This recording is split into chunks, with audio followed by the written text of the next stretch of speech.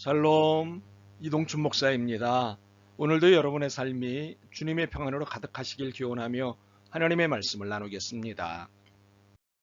오늘 주시는 말씀은 마태복음 25장 1절로부터 13절의 말씀입니다.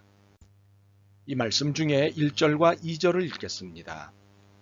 그때 천국은 마치 등을 들고 신랑을 맞으러 나간 10처녀와 같다 하리니 그 중에 5은 미련하고 5은 슬기 있는 자라.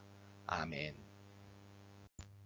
마태복음 25장 1절로부터 13절 말씀을 본문으로 그리스도인의 영적 준비물 깨어있음이라는 제목으로 말씀을 나누도록 하겠습니다. 오늘의 본문은 비유이지요. 비유는 어떤 현상이나 사물을 직접 설명하지 않고 그와 비슷한 다른 현상이나 사물을 빌려 표현하는 일입니다. 그러므로 이야기의 말이나 글자를 이잡듯 분석하는 것은 화자의 의도와는 달리 산으로 갈 공산이 커집니다. 그렇기에 비유의 의도와 목적을 알고 이해하면 됩니다. 그렇다면 오늘 비유의 의도와 목적은 무엇인가요? 1절입니다. 그때 천국은 마치 등을 들고 신랑을 맞으러 나간 10처녀와 같다 하리니, 이 비유의 의도는 천국은 마치라는 표현에서 알 수 있습니다. 천국을 이해시키기 위한 것입니다. 그런데 이 비유는 천국이 어떤 곳인지, 천국이 어디 있는지, 천국에 무엇이 있는지 등과 같은 것을 이해시키는 비유는 아닙니다. 이 비유의 목적은 13절입니다. 그런즉 깨어있으라. 너희는 그날과 그때를 알지 못하느니라. 이 비유는 천국 도래의 시간을 알려주시기 위함입니다. 그리고 그 시간에 대해 깨어있으라는 긴급한 권면의 말씀입니다. 그렇다면 이 비유의 의도와 목적이 우리의 신앙생활에 요청하는 바가 무엇인지 살펴보도록 하겠습니다. 이 비유는 신랑을 맞이하기 위해 기다리는 10처녀의 이야기로부터 시작됩니다. 혹시 신랑은 한 명인데 왜 신부는 10명이지 하고 의문을 가질 수 있습니다. 그러나 신부가 10명이 아니라 신랑을 환영하는 들러리 10명입니다. 이 들러리는 예나 지금이나 하나의 관습입니다. 여하튼 이 10명의 들러리가 신부를 데리러 오는 신랑을 기다리고 있었습니다. 이번 잔치에는 시간상 신랑이 밤중에 오게 되어 있었습니다. 그래서 신랑을 맞기 위해서는 등과 기름이 필요했습니다. 그래서 10명 모두 등과 기름을 준비했습니다. 그런데 5명은 기름을 여유 있게 준비한 반면 5명은 나름 계산하고 이 정도면 충분하겠지 하고 준비하였습니다. 그런데 문제가 생겼습니다. 신랑의 도착이 예정보다 너무 지체가 되고 늦었습니다. 이제나 저제나 하고 기다렸지만 올 낌새가 없었습니다. 그러자 견디다 졸음을 참지 못하고 모두 잠이 들어버렸습니다. 이것으로 아마 매우 늦은 시간까지 신랑이 도착하지 않은 것 같습니다. 그런데 모두가 잠든 그때 신랑이 도착했다는 소식과 함께 들러리들에게 어서와서 신랑을 맞고 환영하라는 전갈이 온 것입니다. 비몽사몽 정신없는 상태였긴 하지만 이 10명의 들러리들은 준비한 등을 챙기는 일을 잊지 않았습니다. 그런데 문제가 생겼습니다. 기름의 양을 나름 편하게 계산하고 온 5처녀들이 난감함에 빠졌습니다. 신랑이 너무 늦게 오는 바람에 자신들의 예측이 어긋난 것이지요. 기름이 바닥나고 있었습니다. 지금 당장 신랑을 맞으러 나가야 하는 이 상황에서 방법은 하나뿐이 없었습니다. 8절입니다. 우리 등불이 꺼져가니 너희 기름을 좀 나눠달라고 부탁하는 일뿐이었습니다.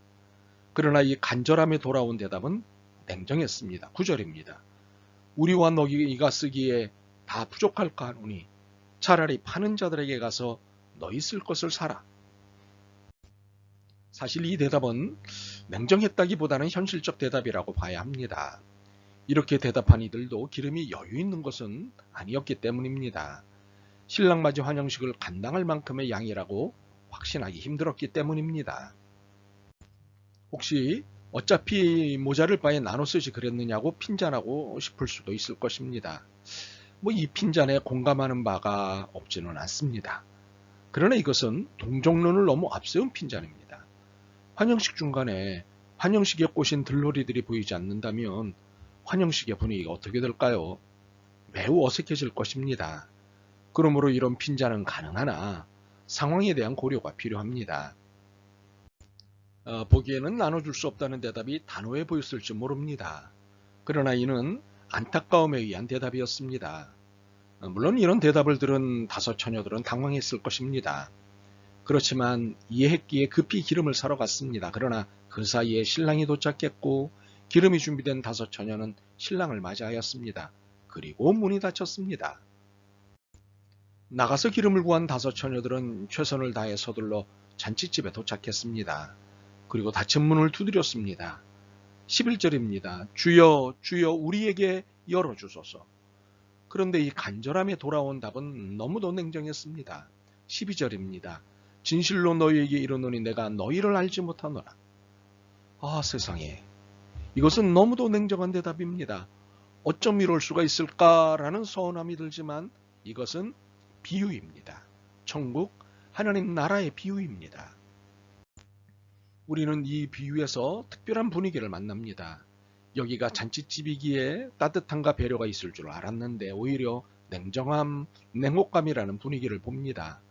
다섯 처녀들의 대답이 그렇고 신랑의 대답이 그렇습니다. 상상하기 쉽지 않죠? 그렇습니다. 잔치집의 분위기로는 상상하기 쉽지 않은 분위기입니다. 그러나 이유가 있습니다. 무엇인가요? 이것은 비유입니다. 이 비유는 천국의 도래 시기를 이해시키기 위한 비유입니다. 무엇보다도 천국의 도래 시기에 어떤 모습, 어떤 행동을 보여야 하는지를 말씀하고자 하는 비유입니다.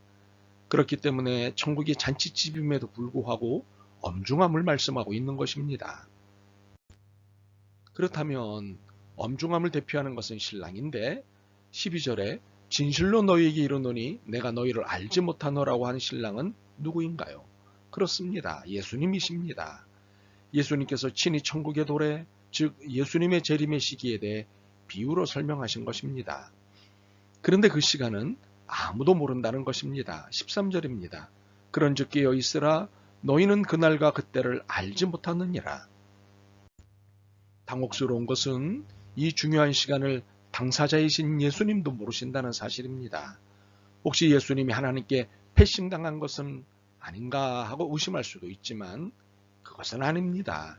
시간과 역사는 철저히 하나님의 관할이시기 때문입니다. 참으로 하나님은 시간의 주인이시고 역사의 주관자이십니다. 그러므로 재림의 시간은 예수님도 모르시는 일이시니 그 누구도 알 수 없는 것입니다. 그러나 이것을 두고 시비할 일은 아닙니다. 이는 하나님의 영역이시기 때문입니다. 그러므로 우리가 평소에 어떤 태도로 살아야 하는지를 일러주신 것입니다. 그것은 깨어 있음입니다. 그렇습니다. 깨어 있음입니다. 그런데 언제 오실지 모르는 재림은 곧 심판의 날이기도 합니다. 재림은 고대하던 날이기에 반갑고 기쁜 날입니다. 그러나 심판의 날은 두렵고 긴장되는 날입니다. 그렇기 때문에 예수님의 재림의 날을 생각하면 기쁨과 긴장이라는 두 개의 감정이 교차할 수밖에 없습니다. 그래서 예수님께서 직접 전해주신 해법을 따라 살아가는 것이 필요하고 중요합니다. 그것은 깨어있음입니다. 그렇다면 깨어있음은 어떤 태도일까요? 첫째, 늘 준비하고 있어야 하는 태도입니다. 등과 함께 여유있게 기름을 준비한 다섯 처녀들처럼 늘 주님의 재림을 준비하고 있어야 합니다.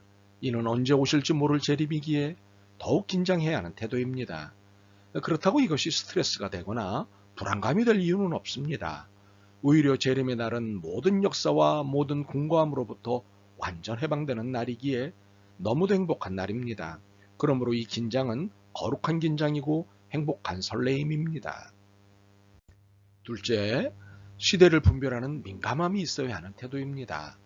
일종의 냉정함인데 이는 지혜로운 다섯 처녀들이 미련한 다섯 처녀에게 대답했던 태도입니다. 즉, 줄 때와 거절할 때를 구분하는 것입니다. 심을 때와 걷어들일 때를 구분하는 것입니다. 그리고 동정할 때와 냉정할 때를 구분하는 것입니다. 이는 전도서 3장에서 가르치시는 지혜입니다.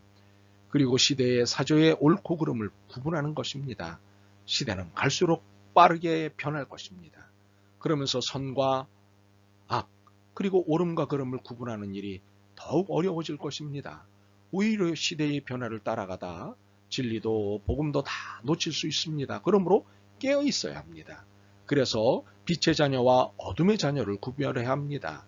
나도 모르게 악과 사기는 우를 범하지 말아야 합니다. 우리는 예수님의 재림을 기다리는 사람들이지요. 그런데 곧 오신다고 하신 약속이 제법 길어지고 있습니다. 길어지다 보니 조는 사람, 잠자는 사람들이 생깁니다. 혹시 우리도 졸거나 잠자고 있는지 모르겠습니다.